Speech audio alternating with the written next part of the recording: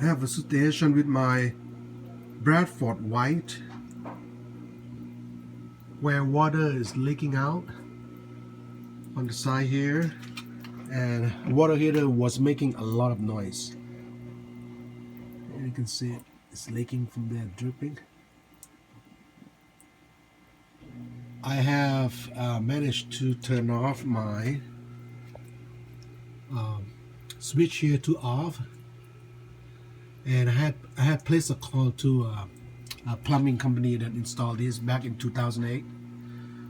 Anyway, I'm waiting for their call, and it might be time to replace it. It's leaking out, doesn't look too good. Not sure where it's leaking from, but yep.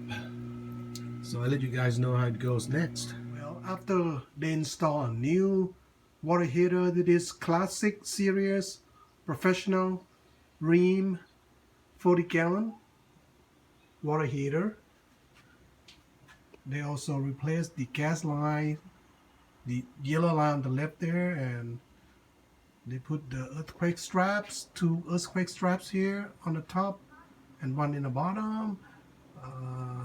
New, I think that's the drainage lines. New hot water and cold water lines on the top there. So it looked pretty nice, pretty good job. And I plan to flush my water heater probably every 6 months or so to keep it last longer. And this is a gas type water heater.